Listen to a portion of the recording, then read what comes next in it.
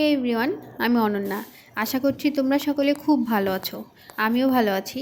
তবে আমার ওই যে একটা সমস্যা, শীতের শুরু থেকে আমার শুরু হয়ে যায় নানান রকম ঠান্ডাজনিত সমস্যা, সেটাই এবারও চলছে। এবারও তার ব্যতিক্রম নয়। এবারও শীতের শুরু থেকে আমার ঠান্ডা, সর্দি, হাঁচি, গলা ব্যথা এসব চলছেই।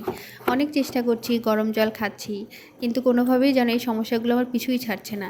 আসলে ছোট থেকেই আমার এই সমস্যাগুলো ফেস করতে হচ্ছে। যাই হোক, তবে সংসার জীবনে প্রবেশ করেছি, রান্না না করে তো আর উপায় নেই। তাই ভাবলাম আজকে কিছু হালকা পাতলা রান্না করি। শরীর যেহেতু খুব একটা ভালো নেই, তাই অল্পের মধ্যে দিয়েই ভালো কিছু খাওয়ার চেষ্টা করব।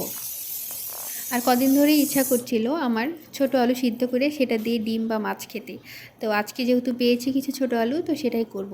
তো ভাবলাম ঘরে কিছুটা ফুলকপিও আছে, ফুলকপি আর আলু ভাজা করে নিই। তাই ফুলকপি আর আলুগুলোকে একদম ছোট ছোট করে কেটে নিলাম।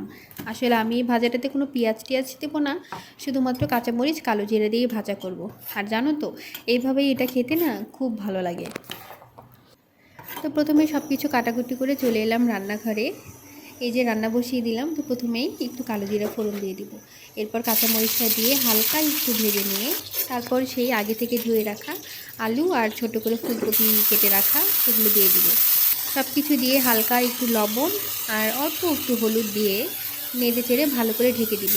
আসলে ফুলকপি আর আলু থেকে যে জলটা বের হবে সেটা দিয়ে এটা সিদ্ধ হয়ে যাবে নতুন করে, আর জল অ্যাড করার কোনো প্রয়োজন নেই। তো যাই হোক, মোটামুটি 5 মিনিট পরে ঢাকনাটা উঠে দেখলাম যে না, মোটামুটি হয়ে গেছে। সিদ্ধ যেহেতু হয়ে গেছে, এবার ভাজলেই শেষ। তো এই তো তারপরে আরও 5 মিনিটের মতো ভেজে নিয়ে নামিয়ে ফেললাম। আর হয়ে গেল আমার সুস্বাদু আলু ফুলকপি ভাজা।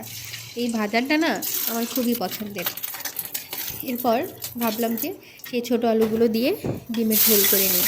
তো ছোটো আলুগুলোকে প্রথমেই প্রেশার কুকারে 3টে সিটি দিয়ে সিদ্ধ করে নিয়েছিলাম আর ছাড়িয়েও নিয়েছিলাম। তাই কাজ অনেকটাই কমে গিয়েছিল। শুধুমাত্র এবার পেঁয়াজ রসুনটাকে হালকা ফোড়ন দিয়ে ভেজে নিয়ে আলুটাকে দিয়ে হালকা করে ভেজে নিয়ে বাকি সব মশলা দিয়ে দিব। এখানে আমি সব বেসিক মশলা ইউজ করেছি, যেমন লবণ, হলুদ, জিরা গুঁড়া, একটু ধনে গুঁড়া আর লাল মরিচের গুঁড়ো। সাধারণত আমি তরকারিতে লাল মরিচের গুঁড়োটা অ্যাভয়েড করি, তবে এই ডিমের ঝোলে একটু লাল মরিচের গুঁড়ো না দিলে আমার মনটা কেমন যেন শান্তি লাগে না। তাই নিজের মনের শান্তির জন্য একটু দিয়েই দিলাম লাল মরিচের গুঁড়ো। এতে করে তরকারিটা দেখতেও সুবিধা হয়, যদিও আমার এতে প্রচণ্ড গ্যাসের সমস্যা হয়। যাই হোক, সব মশলাগুলো কষিয়ে নিয়ে জল দিয়ে ঝোলটা ফুটে এলে ডিমটা দিয়ে দিলাম। হয়ে গেল আমার ডিম।